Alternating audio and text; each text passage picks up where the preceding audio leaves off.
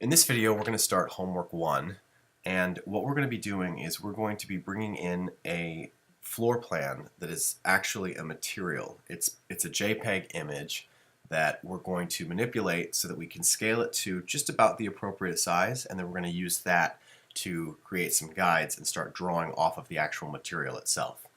So what I have is just pulled off a relatively generic floor plan off of the internet, but the reason I chose this one is because it has some dimensions to it. And you'll find that there are many possibilities in life where you can come across a set of plans where you don't actually have the live file, so that you can't draw from the vector-based lines, which we'll get into next week. But you do have a plan that's drawn to scale, and you have some good dimensions on it. So this is a good example of a plan that I would probably, if I was doing this as a real project, I would definitely go measure this and verify this. But a nice quick shortcut for me would be to bring this plan in to scale into my SketchUp file and start working off of it. So here's how we do that. There's two ways to do that. The first way is first things first, I have to make a slab. So I'm gonna make a rectangle. I'm just gonna make a real big slab. And I'm going to select that, group it, double click on it to open it, pull it down, and give it about 5 feet of depth. Okay. Now I'm going to pull up my materials palette, and I'm going to start with my default material, and I'm going to bring in a new texture.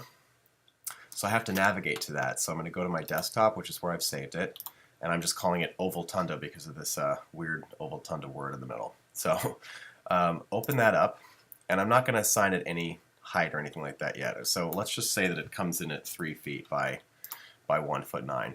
Okay, so I will open this 3D shape up first, select the face, then go to my bucket tool and drop it right on there. I can tell right away that that's going to be way too small. So one of the ways that I could do this is I could texture position it, and I could just stretch it up. Say done, and then start measuring. Give myself a little measure point with my tape. So I know that this needs to be 19 wide by 35 feet high. So I'm going to give myself 19 feet and then 35 feet in the opposite direction. So 35 feet, enter.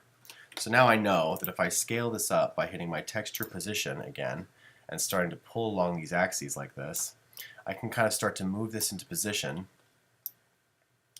And it takes just a little bit of finessing back and forth to see that I've relatively got it. So and you can see the line's a little fuzzy. That's because it's a material. So I'm going to say done here, and then I'm just going to check some of the other dimensions. So from this point, I want to go 13 feet in this direction. So 13 feet, enter, and pretty close on the line. So I would say that that's good. So that's the step one. That's the first way I can try to do this. The other way I can do it is by actually going into my material and editing it and adding and subtracting numbers until I finally get it to scale up to the way I want it to be. You know, going into edit and upping this number and checking, upping this number and checking back and forth until it finally works. That's what I've actually done for the homework. So I've kind of taken the guesswork out of this. So I'm going to go ahead and close this. I'm going to Apple Z, Apple Z, Apple Z. I'm just going to take myself all the way back until I haven't brought this texture in. So we're starting from scratch. So we're going to do this the second way now. And this is the way you're going to do it when you do the homework. So I'm going to, again, start with a default texture, go to my new texture, and I'm going to select the file. So I want the first floor. And we're only going to work on the first floor this week, so don't be overwhelmed. Open. And under height, I've figured out that 76 feet is what works. So when I hit into this other box, the 44 feet, 8 and 7/8 automatically happens. And I can type OK. Now I'll again open this up by going to my select and double clicking on this. Click on my shape, my texture, and click on the face of that. So now I can verify once again by pulling a guide this way and then pulling another guide this way and typing 35 feet, enter. Oh, excuse me, I'm sorry, Apple Z. No, I did that wrong. I I got mixed up. It's 19 feet. It's always it's always this distance first, then this distance second. So I'm going to go 19 feet.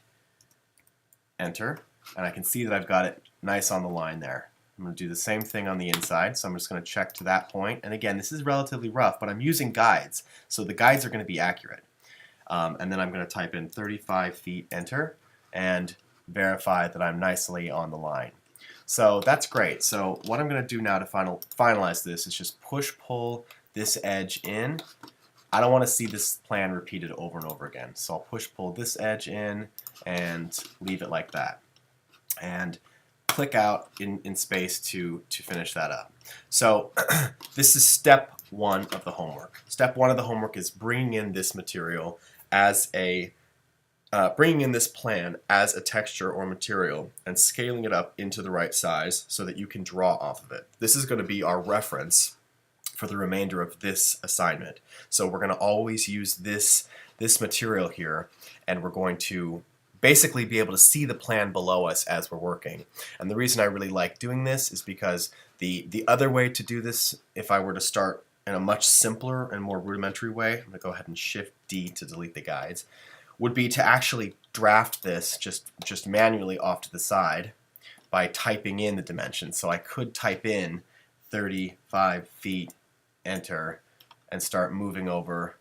The problem is I don't know this dimension yet, so I'm just going to do 19 feet, enter, and just bring it along and hold Shift, click on that point, and click on that point. So this will give me a rough rectangle that I know is going to be that shape, but what I'm not going to get is this curved wall. I'm not going to get some of these other curved elements here, and I'm not going to get all the dimensions of all of these little things and where the door falls and all that stuff. So it's a little bit easier to use this as a material and just scan it in. You can do this with old plans if you're ever working on a house that was built in, any time before the last couple years, basically, where they have a set of blueprints. You can scan them in, and you can have some control points and some dimensions on there, and you can use those dimensions to start scaling your material up in SketchUp and using that material as a reference.